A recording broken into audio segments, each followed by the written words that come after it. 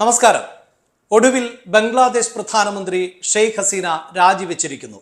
ദിവസങ്ങൾ നീണ്ട പ്രതിഷേധങ്ങൾക്കും അക്രമ പരമ്പരകൾക്കും സംഘർഷങ്ങൾക്കും കലാപത്തിനും ഒടുവിൽ ആണ് നമ്മുടെ അയൽരാജ്യമായ ബംഗ്ലാദേശിന്റെ പ്രധാനമന്ത്രി ഷെയ്ഖ് ഹസീന രാജിവെക്കേണ്ടി വന്നത്. രാജ്യം വിട്ട ഷെയ്ഖ് ഹസീന ഇന്ത്യയിൽ ആണ് അഭയം തേടിയിട്ടുള്ളത്. ഇന്ത്യയിലെ അഗർത്തലയിൽ ആണ് ഷെയ്ഖ് ഹസീന എത്തിയിട്ടുള്ളത്. സംവരണം ഏർപ്പെടുത്തിയതിനെതിരായ വിദ്യാർത്ഥി പ്രതിഷേധങ്ങൾ ശക്തിയാർജിക്കുകയും ആ പ്രതിഷേധങ്ങൾ അക്രമ പരമ്പരകളായി മാറുകയും രാജ്യത്ത് കലാപം തന്നെ പൊട്ടിപ്പുറപ്പെടുകയും ചെയ്ത സാഹചര്യത്തിൽ ആണ് ഷെയ്ഖ് ഹസീനയ്ക്ക് രാജിവെക്കേണ്ടി വന്നത്. ഷെയ്ഖ് ഹസീനയോട് സൈന്യം രാജി ആവശ്യപ്പെടുകയായിരുന്നു. 45 മിനിറ്റിനുള്ളിൽ രാജിവെക്കണം എന്ന അന്ത്യശാസനവും സൈന്യം നൽകിയതോടുകൂടിയാണ് ഷെയ്ഖ് ഹസീനയ്ക്ക് രാജ്യം വിടേണ്ടി വന്നത്. ഷെയ്ഖ് ഹസീന രാജിവെച്ചു എന്ന കാര്യം സൈനിക വക്താവ്, സൈനിക നേതാവ് വാക്കർ ഉസ് സമാൻ സ്ഥിരീകരിക്കുകയും ചെയ്തിട്ടുണ്ട്. പട്ടാള ഭരണമാണ് ബംഗ്ലാദേശിൽ ഇപ്പോഴുള്ളത്. ഇടക്കാല സർക്കാർ സൈന്യം രൂപീകരിക്കുമെന്നും സൈനിക മേധാവി അറിയിച്ചു കഴിഞ്ഞിട്ടുണ്ട്. നമ്മുടെ അയൽ രാജ്യത്തുണ്ടായിട്ടുള്ള ഈ രാഷ്ട്രീയ നീക്കങ്ങളെ അതീവ ഗൗരവത്തോടു കൂടിയാണ് രാജ്യം നോക്കിക്കാണുന്നത്. അതിർത്തി പ്രദേശങ്ങളിൽ ഇപ്പോൾ തന്നെ സുരക്ഷ ശക്തമാക്കിയിട്ടുണ്ട്. കൂടുതൽ സേനാ വിന്യാസത്തിനടക്കം ബോർഡർ സെക്യൂരിറ്റി ഫോഴ്സിന് ആഭ്യന്തര മന്ത്രാലയം നിർദ്ദേശവും നൽകിയിട്ടുണ്ട്. ബംഗ്ലാദേശിൽ കലാപം പൊട്ടിപ്പുറപ്പെട്ടതോടുകൂടി ബംഗ്ലാദേശിലുള്ള ഇന്ത്യക്കാരോട് പൂർണ്ണമായും ഇന്ത്യയിലേക്ക് തിരികെ എത്തണമെന്ന് ആവശ്യപ്പെട്ടിരുന്നു. ഇത്തരത്തിൽ നൂറുകണക്കിന് ഇന്ത്യക്കാർ ഇന്ത്യയിലേക്ക് തിരികെ എത്തുകയും ചെയ്തു.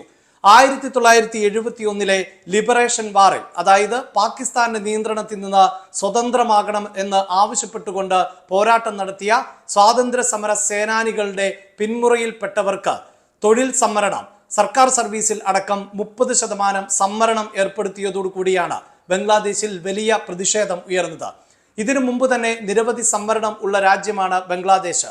സ്ത്രീകൾ, ആദിവാസികൾ, അംഗപരിമിതർ, മതന്യൂനപക്ഷങ്ങൾ എല്ലാവർക്കും ബംഗ്ലാദേശിൽ സംവരണമുണ്ട്. ഇതിനു പുറമെയാണ് 30% സംവരണം ഈ സ്വാതന്ത്ര്യ സമരത്തിൽ പങ്കെടുത്തവരുടെ കുടുംബാംഗങ്ങൾക്ക് കൂടി നൽകുന്നത്. ഇതോടുകൂടി ഏതാണ്ട് 60% സംവരണം ആണ് രാജ്യത്ത് ഉണ്ടാകുന്നത്. ഈ സംവരണത്തിന് എതിരെയായ പ്രതിഷേധം ആണ് പിന്നീട് വലിയ കലാപം ആയി മാറിയത്. ഇതുവരെയുണ്ടായ ഏറ്റുമുട്ടലുകളിൽ 300ഓളം പേർ മരിച്ചതായാണ് വിവരം. അതിൽ തന്നെ ഉന്നത ഉദ്യോഗസ്ഥർ, ഡോക്ടർമാർ, മറ്റ് സർക്കാർ ജീവനക്കാർ ഉൾപ്പെടെയുള്ളവർ ഉണ്ട്. മാത്രവുമല്ല, ഈ പ്രതിഷേധക്കാരും ഭരണകൂടത്തിന്റെ ഭാഗമായിട്ടുള്ള അവാമി പാർട്ടിയും തമ്മിൽ വലിയ തോതിലുള്ള ഏറ്റുമുട്ടലിലേക്ക് കടക്കുകയും ചെയ്തു. പ്രതിഷേധക്കാർക്ക് BNP എന്ന പ്രധാനപ്പെട്ട പ്രതിപക്ഷ പാർട്ടികൾ അടക്കം പിന്തുണ നൽകിയതോടുകൂടി കൂടുതൽ പ്രതിഷേധം കരുത്താർജിക്കുകയാണ് ചെയ്തത്.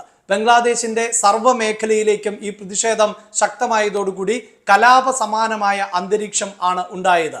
ഈ ഒരു പശ്ചാത്തലത്തിൽ ആണ് ബംഗ്ലാദേശ് പ്രധാനമന്ത്രി രാജിവെക്കണം എന്ന് സൈന്യം ആവശ്യപ്പെടുകയും ചെയ്തത്. യഥാർത്ഥത്തിൽ 2018 ആയിരുന്നു ഈ സ്വാതന്ത്ര്യ സമര സേനാനികളുടെ കുടുംബാംഗങ്ങൾക്ക് 30% സംവരണം ആദ്യം നടപ്പിലാക്കിയത്. അന്നും സമാനമായ തരത്തിൽ വലിയ പ്രതിഷേധം ആണ് ബംഗ്ലാദേശിൽ അലയടിച്ചത്. അതിനെ തുടർന്ന് ഈ ഉത്തരവ് മരവിപ്പിച്ചു നിർത്തി. ആ കാലയളവിലും പ്രധാനമന്ത്രിയായിരുന്നത് ഷെയ്ഖ് ഹസീന തന്നെ ആയിരുന്നു. പ്രതിഷേധങ്ങളെ തുടർന്ന് മരവിപ്പിച്ചു നിർത്തിയ ഉത്തരവ് വീണ്ടും പുനഃസ്ഥാപിച്ചതോടുകൂടിയാണ് പ്രതിഷേധം ആളിപ്പടർന്നത്. ഈ പ്രതിഷേധക്കാർക്ക് നേരെ ഏതെങ്കിലും തരത്തിലുള്ള സമവായ ചർച്ചകൾക്കായിരുന്നില്ല ശ്രമിച്ചത്. മറിച്ച് പ്രതിഷേധക്കാരെ അടിച്ചമർത്തുവാനുള്ള നീക്കം ആയിരുന്നു ഷെയ്ഖ് ഹസീനയുടെ ഭാഗത്ത് നിന്നുണ്ടായത്. അതിന് പ്രധാനപ്പെട്ട കാരണമായി പറയുന്നത് 1971 ഈ സ്വാതന്ത്ര്യ സമര പോരാട്ടത്തിൽ പങ്കെടുത്തവരും അവരുടെ കുടുംബാംഗങ്ങളും പ്രധാനമായും ഇപ്പോൾ ഭരണത്തിലുള്ള ഷെയ്ഖ് ഹസീനയുടെ അവാമി പാർട്ടിയിലെ അംഗങ്ങൾ ആണ്. ഈ അവാമി പാർട്ടിയിലെ അംഗങ്ങളുടെ മക്കൾക്ക്, കുടുംബാംഗങ്ങൾക്ക് അടക്കം ജോലി ലഭിക്കുന്ന ഒരു സാഹചര്യം ആണ് ഉണ്ടാകുന്നത്. അതൊരു തരം ഏകാധിപത്യ സ്വഭാവം ആണ് എന്നാണ് പ്രതിപക്ഷ പാർട്ടികൾ ഉന്നയിക്കുന്നത്. കഴിഞ്ഞ പൊതു തെരഞ്ഞെടുപ്പിൽ അടക്കം പ്രതിപക്ഷ പാർട്ടികൾ സ്ഥാനാർത്ഥികളെ മത്സരിപ്പിച്ചിരുന്നില്ല. ഏതാണ്ട് 48% ആളുകൾ ആണ് ബംഗ്ലാദേശിൽ വോട്ട് രേഖപ്പെടുത്തിയത്. അതിൽ ഭൂരിപക്ഷം ലഭിച്ചുകൊണ്ടാണ് തുടർച്ചയായ 4ാം തവണയും ബംഗ്ലാദേശിന്റെ പ്രധാനമന്ത്രിയായി ഷെയ്ഖ് ഹസീന ചുമതലയേറ്റത്.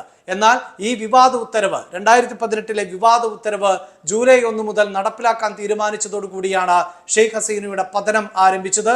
അങ്ങനെ വിദ്യാർത്ഥികളുടെ പ്രതിഷേധം യുവാക്കൾ ഏറ്റെടുത്തു. യുവാക്കളുടെ പ്രതിഷേധം രാഷ്ട്രീയ എതിരാളികൾ, പ്രതിപക്ഷ പാർട്ടികൾ ഏറ്റെടുക്കുകയും ചെയ്തു.